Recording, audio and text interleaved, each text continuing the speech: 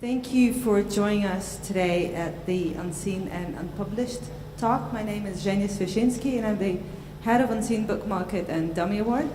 And I'm really happy to see so many people who cannot have enough of books. Because, of course, at the Unseen Book Market itself, we have a lot of publications with over 65 publishers presenting their work from recent years, but also some vintage books. I hope you've seen them, mostly, all, or will see soon. But for now, we're here with 4 publishers who are going to present to you the work that is not yet published. So, kind of drawing on the unseen concept, we're going to the unseen and unpublished.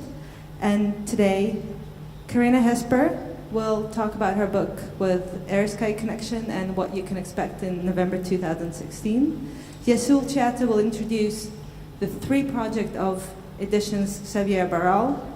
Nicolo De Georges will talk about the book with coming up with Rohrhoff, and a whole team of artists working together on a publication with Akina Books will talk about their project you should be looking forward to in 2017.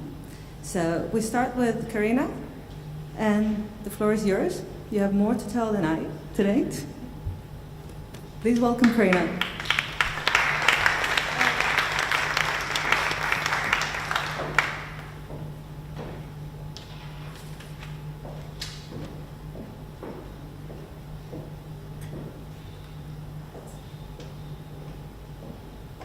Hello, everyone. I forget my papers.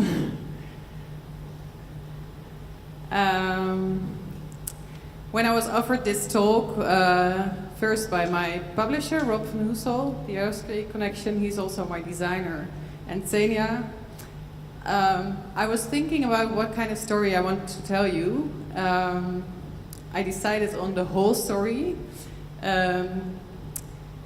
Why?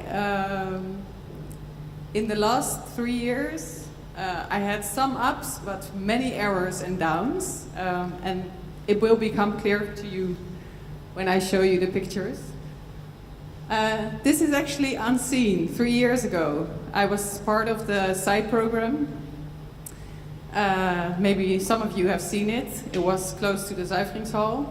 So I presented 5 black works, which you actually have to touch to see the work underneath it. And the pictures underneath it are portraits of blind orphans from China who are orphans because of the system in China. So you can only have one child, it's your pension, so people panic out and they want to get rid of a child like that.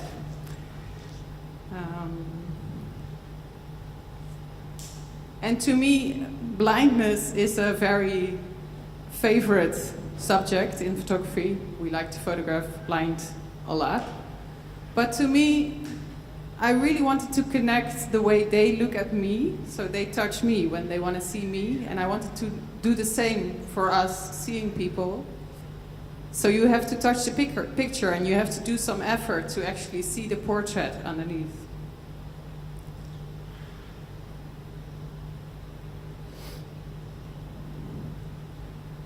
So this was the start, and the funny thing is actually when I was doing this exhibition at Unseen, some people I know supported me in a way. They said, go to the book market, talk to some people, and because I already knew I wanted to make a book because this ink is very light sensitive.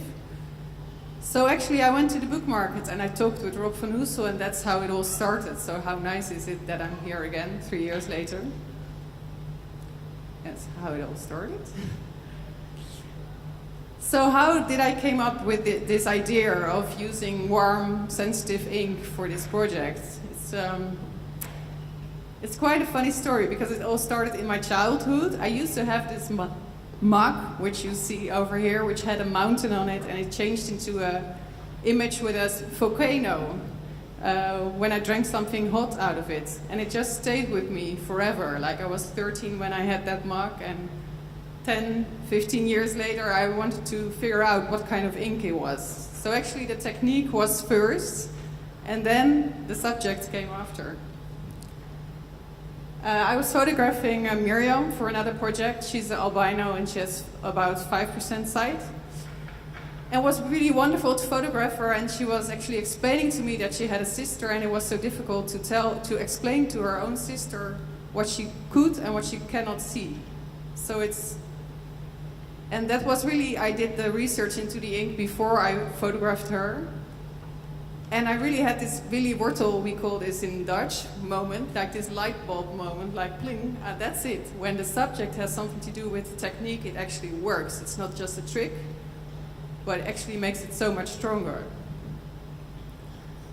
So this is me in China, at the orphanage actually, which you can see is quite well built. It was Bethel Orphanage is actually started by a French couple. They started with one child, then another, and now they have more than 100 children with a visually impaired handicap. And the other story is also interesting how things then go, is that I knew I wanted to photograph blind, I knew I wanted to do something with the technique of the ink. I went to China, I talked to another Dutch artist, my neighbor, and I talked to her about what I wanted to do, and then she suddenly told me, well, I was at an orphanage last week and it's all about blindness, so you should go there. And that's how I met the children, and I spent more than a week there. And what really stood out for me was that if you go there as a photographer as well, you prepare yourself in a way. So you will see 100 handicapped children at once, and you don't really know how to react to that. So I prepared myself, and what really stood out after that week, I didn't see the handicap anymore, so I just saw the children. So that's also how I wanted to photograph them, just as children, not as victims. I'm just going through it. So I did some exhibitions with the works, but I really wanted to make a book, because if you put it into light or into sunlight especially, but also if it's just light like this, it turns slowly dark, the ink, which is really beautiful because you slowly see less and less and less. But of course you want to preserve it in a way, and that's why I wanted to make a book. So I met Rob van Hoeselheer. Soon after we clicked, and then we decided to have a talk after Unseen to see what the possibilities are of making a book. And we found a printer, and we started a test case. Why a test case? This whole book is all over silkscreen, 4 layers of silkscreen. And apparently this has never been done before, which we know 3 years later because we had so many errors. This is me testing with the first printer. So we asked several silkscreen printers to do a test so we could pick the best one. We tried several. This ink gets transparent on a certain temperature, so you have to test the temperatures. You have to test the paper well, all that kind of stuff. And the amazing thing is when we were just like finishing the test case and preparing to finish the final dummy, my printer went bankrupt. So I had to find a new printer.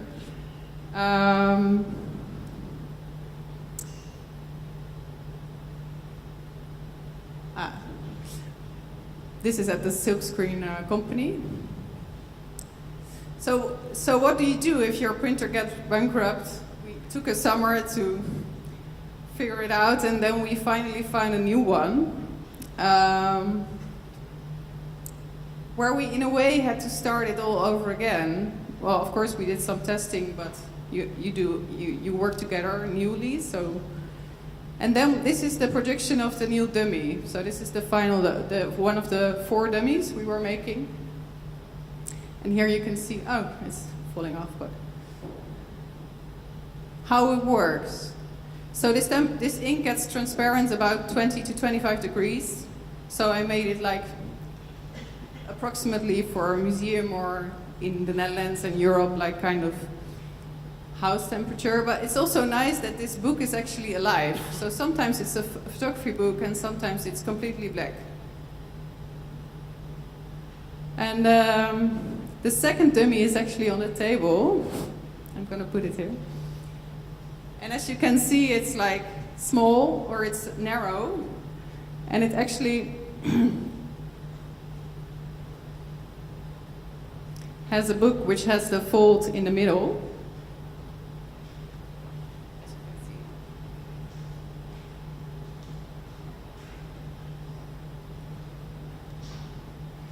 And then in May this year, we were finally heading to the final dummy, so we could produce this book. In the meantime, I'm skipping some stuff. In the summer, I just go back. In the summer of 2015, I applied for a lot of funding in the Netherlands because this ink is very expensive, so I needed a lot of funding to actually make it. And what I also wanted to tell here is like, it didn't work out with funding. I needed 40,000 euro, I only got 3.5. But the funny thing is you really want to give up on such a moment when everyone says, no, no, no, we're not gonna make it, we don't believe it. And the crazy thing was, for me, in the same weekend I got the worst rejection letter. I also got an email from The Guardian. I was like, huh? I don't believe it. And they wanted to interview me about this project. So it's also really such a learning process, these 3 years, that if you feel like nobody believes in you and nobody actually sees you, something falls out of the sky, and so it's always good to stay working and keep on working and get yourself together again after a while, of course. But so it's also a massive learning experience in how to be an artist. And of course, what made me go on was these children and this project I really believed in. But of course there were moments where I didn't believe in it at all because there were so less people who believed in it, like who I really needed, like the funding. I actually did a Kickstarter, so when The Guardian published my article, which was amazing, it was really surreal. I published a Kickstarter campaign in the same time, so I tried a different way. And I expected, because I had an article in The Guardian, that I would somehow find people who don't know my work and maybe who want to buy a book as well. That was also a great learning experience. Publicity doesn't sell books. I didn't sell any book by the article of The Guardian.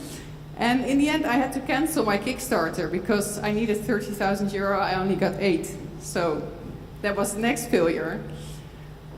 And of course you want to give up if that happens at that certain moment, but soon after you realize you have to continue. So I made a pre-order through my website. I asked people for support who were part of the bookmaking, so the silkscreen or the printer.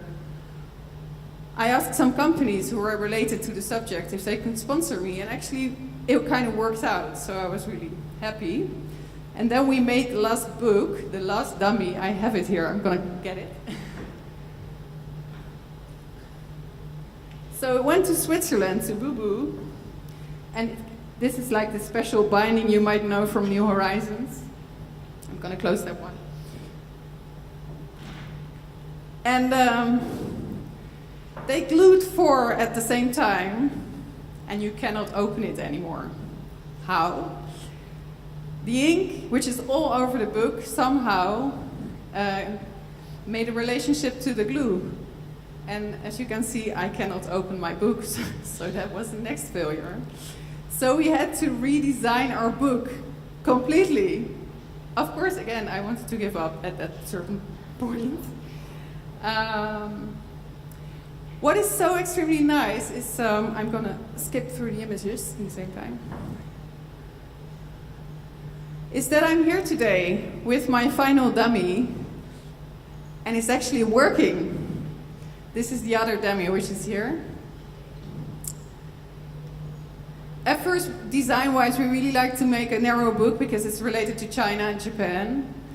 And, but it was just not, it wasn't working at all. I couldn't do a binding because the ink somehow, got together with the glue and it didn't open, or it didn't open fully. And it's so nice if you're like, now I'm happy that it took me 3 years, because you get wise through the years. And if you would ask me 3 years ago, like, what would happen if you had to redesign your book, I would be down for 2 weeks and like, oh, I don't want to do it. And now I was like, in half a day, I was actually thinking, okay, everything is possible. So what else do I like, design-wise? And this is the final design of the dummy, which is different. So it's, I can show it.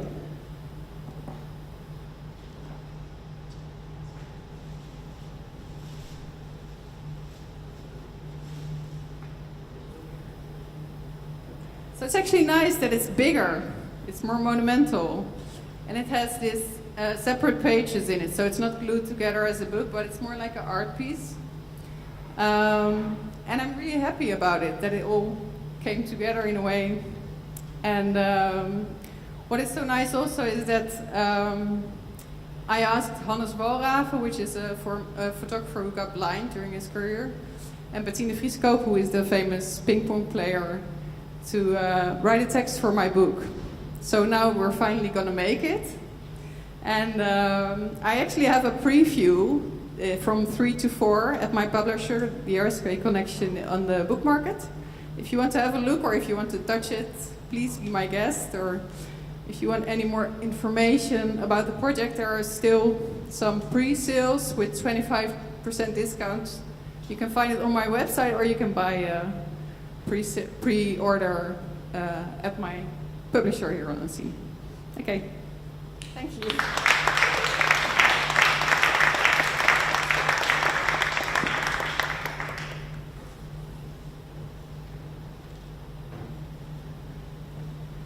Thank you, Karina. This was definitely a story worth taking a long time to tell.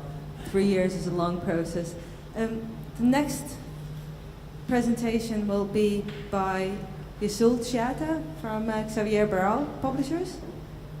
Xavier Barral Editions, sorry.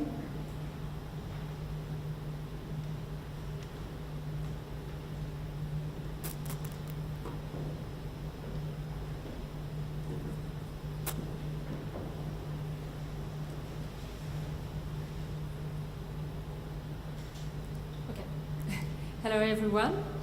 I'm pleased to unveil today 3 upcoming projects that we've been working on at Edition Xavier Barral for several years, and we look forward to publish them in November. The first one I'm going to talk about is Sergio Lara's Valparaiso.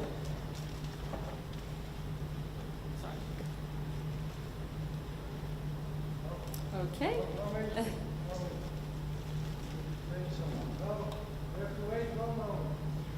Okay, I have to wait. Here you go. All right.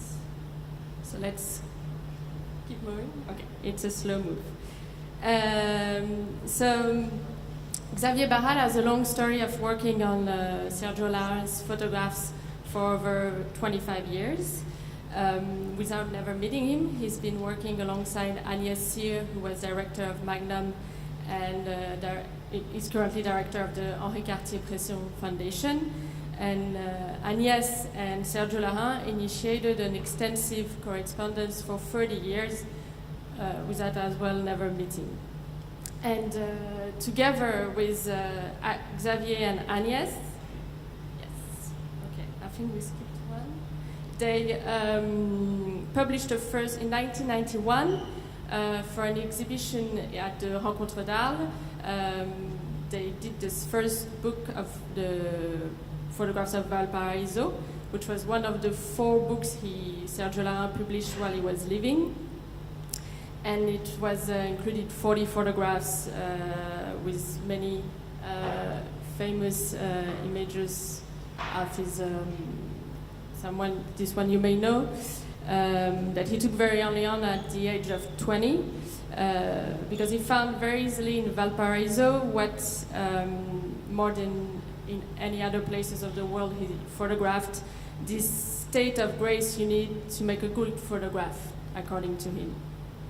So Sergio Larraín developed this book project on Valparaiso starting in 1963, along with Pablo Neruda, who wrote the text for the book. So that was a while back, and now the book is long out of print and very much sought after. But before publishing that, Xavier Anès did a survey book when Sergio Larraín had a first retrospective at the Rencontre d'Arles.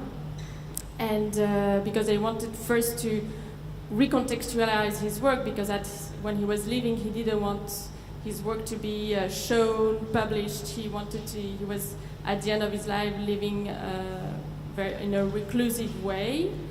And so he accepted to do this survey book just before he passed away in 2012. So after this big, thorough survey, Xavier Anès felt it was the time now to reissue Valparaiso, all the more as they received 2 years after the book was published this mock-up from Sergio Larraín himself, because he, after the first version, which was very happy about, he wanted to include so many more images. So in the first edition you have 38 photographs, and in this mock-up that he created, you have 120 images of Valparaiso, including as well handwritten notes, drawings. It's very personal, very, very moving, and he's really sharing his singular vision of the world. Perhaps you can keep it flowing. Because since the 1980s he had retired, and this book reflects this particular state of mind. So it's both a reissue of this iconic body of work and also meditative immersion in the universe of this fantastic artist, including over 80 new and unpublished photographs. So it's quite moving to have that object, and we wanted to share it to the world. So that's why we'll be as close as possible to the original layout, to preserve the poetic intervention of the artist. So it will have really that look and feel of this mock-up you saw, with the Pablo Neruda's original text and Agnès Cyr explaining the whole adventure. So it will be released in November, and also in an English version later in the spring with Thames and Aperture. So here you see the nightlife of Valparaiso, the sailors. So we include also what he was influenced about. Another major upcoming project is a Sophie Calle new survey book. Yeah, let's stop for a second. Let's go back. Yeah. So Ainsi de suite, and we're also doing an English version with Prestel, which this survey book started almost when the first survey book was published in 2004 for her first mid-career survey at the Centre Pompidou. M'as-tu vu? Did you see me? We wanted for this new book, this new survey book from showing works from 2004 to today, where she produced a lot. We wanted to create something between a comprehensive catalogue raisonné and an artist book with different papers, different formats, several printing processes, and we also played with the title and so forth, so there are continuous ... that are perforated. Where is he? There you go. There are actual holes in the book. And the cover ID, I have the first first bound copy. The cover ID it's an actual photograph she has had on her bookshelf for ages. And we wanted to keep this photograph of her as a child with the metal edge, really referencing the real image, the real framed image. And what you see, we alternate paper between when it's artworks, we have a different paper when it's installation view, another paper when it's text. So it's really you really can enter the artist's world and creative process. And there is a text with French author and novelist Marie Desplechin who gets you even more in there. So it's very, very delicate. So you have each time the protocol and then we'll go back actually. The photographs, many of them actually were unpublished. So if we go back, for example, several ideas came up over the years, but if we go back to that one, prenez soin de vous, take care of yourself. It's a project where she asked 100 women, from actresses to shrinks to mathematicians, to write a breakup letter. And she exhibited this project from 2007 until 2015 in many, many venues throughout the world. So we wanted to show that it was traveling, but instead of compiling installation views of the different venues of her pages, which it was dull, we decided to to gather them in a real sheet of stamps where you see all the different venues and the title translated in all the languages, and it's a sheet of stamps. So every series created, we had to think of how to present them, because it's a very wide scope of all of our work, and also to create a thread in between these series. So you saw some of them. This one, it's a carte blanche on highways. Okay, we'll keep moving. So this is when she asked inhabitants for a little time to bury their secrets in a cemetery, and she's been developing that all over the world. And we're actually doing a collector's edition with a specific stone from a Spanish quarry that is, you'll see, that's the surprise.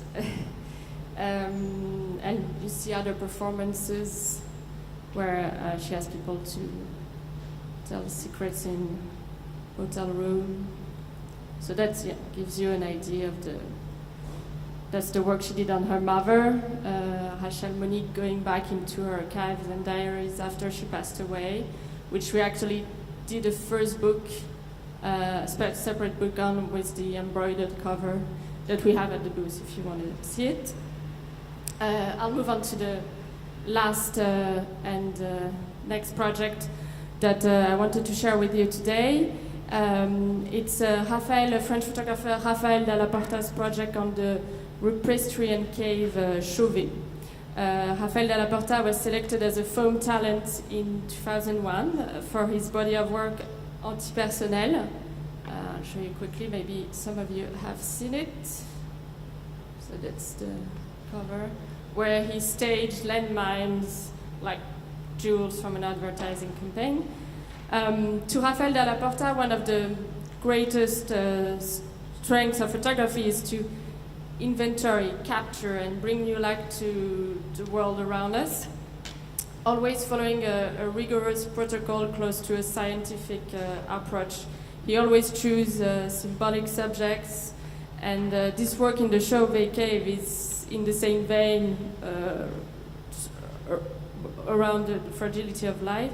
The Chauvet cave is, in a few words, because some of you may not know, is one of the oldest examples in France of Ruprestrian paintings and engravings, aging from 36,000 years ago. A reconstitution cave has been built but only a few persons a year can see the actual cave, and Rafael Della Porta was the lucky artist invited in a residence there. But even that, his time was limited in the cave, and he came up with a specific protocol conveying as much as he could the feeling of entering the cave. So he imagined a photographic protocol in the shape of elliptic panorama. So in a few words, in one image, you see several views from the floor to the wall to the ceilings, taken with a slanted rotation. And it's the first time he conceived this project for a book format. And so the way we developed it was to show that this first very mysterious image. And then, as you can see here, okay, no, yes. From that very abstract and graphic form, there is an horizontal stretch that we unfold, and you see in details. I'll show you.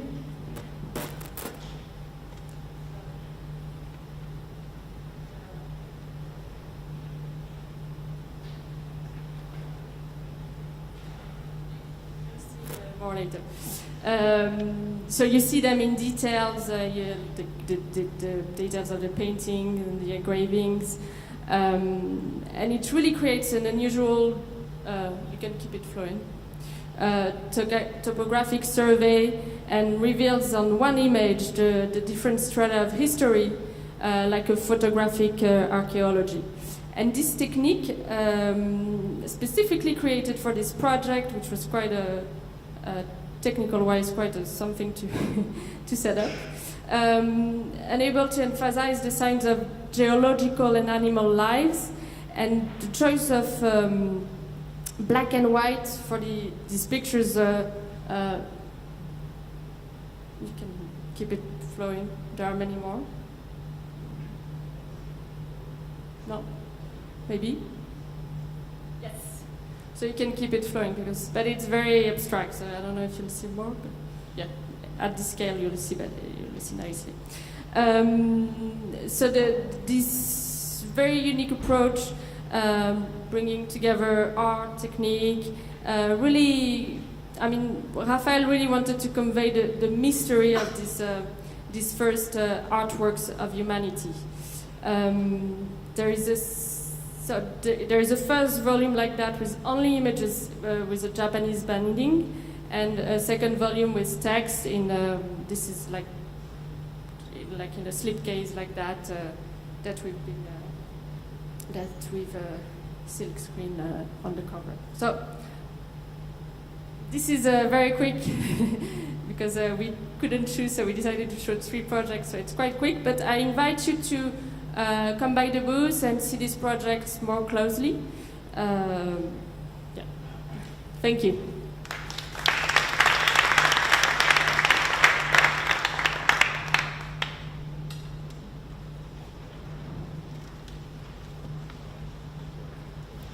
Thank you, Yusuf. This is fascinating. I'm definitely coming by. And right now, I can't see Nicolo anywhere. Oh, yeah.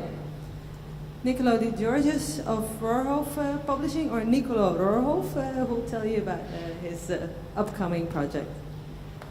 Thank you. All right. Hello, everybody. So the project I'm going to talk about starts all my books that I've published until now, Hidden Islam, Peak, and La Laguna di Venezia, are about the area where I come from. And I come from the north of Italy, a province called South Tyrol. It's on the border between Italy and Austria, and it used to be Austria before the First World War. So at school we have this subject called Heimatkunde, and I don't know how many of you are aware of the concept and the word of Heimat. It's not really easy to translate. It's a German word and describes a relationship of a human being with a social environment, but also a personal environment.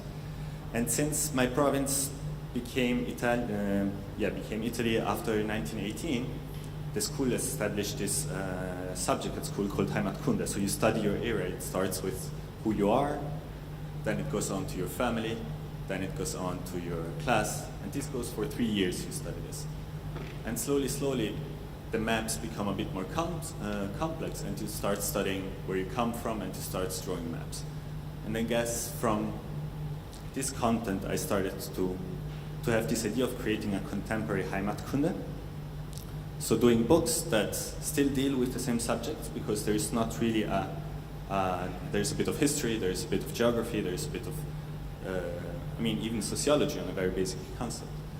And here you can see all the concepts that are bound to Heimat. The problem is just that this subject was dated. It was used as a political or educational tool to keep having a German identity. So what I'm working now is the 3rd chapter of my books, and it's called The Art of Camouflage in a Financial Crisis. It documents the Italian army, but in 2012, so during the peak of the financial crisis we were facing. Those were also the last months of the Prime Minister Berlusconi. It's still rough. I'm collecting documents, so it's a project that still has to do with like hidden Islam, with places that are not accessible. But it's a bit more abstract, I guess. So it's about camouflage seen from different perspectives. So I'm still working on the design. I've been working on design since many years. I've not solved all issues yet. It's probably gonna be a book done completely with documents, so everything must be somehow scanned. And these are the documents that I'm collecting, which are all the confidential documents, but dating back in years. The strange thing is that I'm also collecting postcards that exist from the same places. And the weird thing is how these images are confidential, and it's really hard to get, while the same places documented as postcards can easily be spread around. And this is also part of the concept of the book, also how the army wants to be seen and perceived from society. This will be combined to a slideshow I have done, and I'm exhibiting, but I'm probably scanning in the direct slides. And these are the images. So the images show the armies where I come from, so on this border region between Italy and Austria.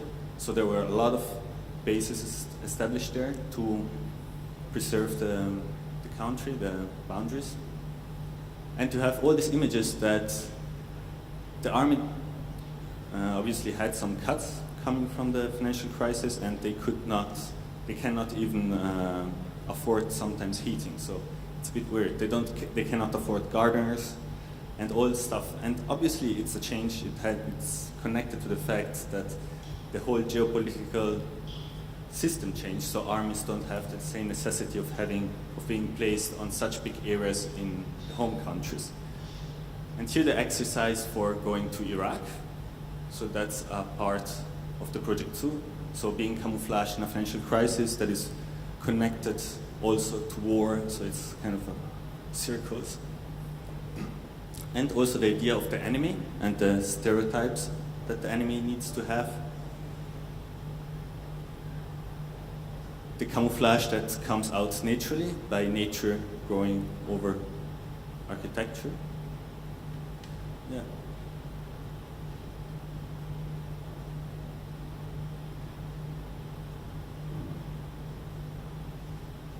So I think the project is about this specific topic, but it's also about how it reflects a bit in the Italian situation and the financial crisis it has since very long, and somehow is camouflaged within it.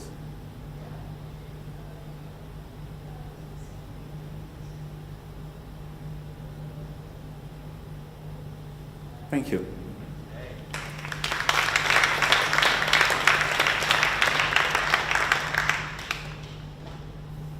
Thank you, Alex. And this is the last presentation we're going to have now is with Akina Books and a whole team of AM projects. So please welcome the presentation of a collaboration already on the work in progress. Alex will tell you everything he knows about it. Thank you for the presentation. Now I'm gonna need to do another one of the AM members. Yeah. It's not the entire group. We're missing 2 people, but we're still the core. So Yes, our phone talent is lost in a casino since yesterday, and the other one is at the book market. But anyway, thing is, there are 6 members working on this project, and what happened in that happened in Bangkok this January. And this is a collaboration between Akina Books, so I'm here as a publisher, and I was there with them in the same field as a publisher while they were doing the heavy lifting of taking picture and following their own project. So this, right now, the book is a work in progress. Sarah is being edited right now, and what we have as images, we have a set of prints, so it's only one of each right now, and we're working on it. But first of all, I would like to present, well, there is Olivier Pinfat, Thomas Vandenberger, Hiroshi Takizawa, and Laura Rodari. And I'm just going to ask them some questions, and meanwhile I can show you some of the prints we have, or if you want to have a closer look, you can come at the Akina booths and we have them. Anyway, I would start asking Olivier about this crazy idea this does about work. being all together as a collective on the same field, in the same town for 1 month. So How we're you can- actually missing 2 people, Tiandone Champasak and Daisuke Yokata. So basically the project began with the discussion that Tian and I had, coincidentally whilst he was in Bangkok. And we started talking about a place called Pattaya, which is a sort of, I don't know if ever you've read High Rise by J.G. Ballard. It sort of sums up what Pattaya is. So we wanted to create a project whereby for the first time as a group or a collective, we were all there together at the same time, working on one specific thing, in conjunction, following our own different visions, etc., but sort of together in the same time zone. And then it kind of morphed into Bangkok, so it became a Bangkok project. And for me, the ultimate anomaly was this bizarre creature called Alex, who's our publisher, decided to come along with us.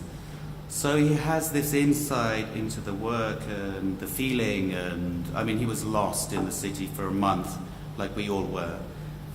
And so he came out with a Purple Heart, you know, the medal from the Vietnam War, and he wears it proudly. And so it will give a shape to the book, either through the editing or through the design or the construction or how it's going to be liquidized or whatever. And that to us is very, very interesting. It's a lot of work, yeah? Yeah, also quite intense. I think it's pretty weak. I mean, the time in Bangkok, Well, with that's you it. guys. No, the work is extremely intense. I don't know the whole edit. I'm not fully aware of, for example, Hiroshi's work or Thomas's work, or even Tian's work. But I'm aware of Laura's work. It's extremely intense. I know my work, which is kind of a little bit like pink bubble gum. It's very like Coca-Cola, yeah? Yes, It's very pop, soft, very soft, very yes. pop. And so this was a very interesting exploration with 7 people, 7 human beings at the same time, all together. People are walking out, which is wonderful. Cheers. And yeah, so Hiroshi.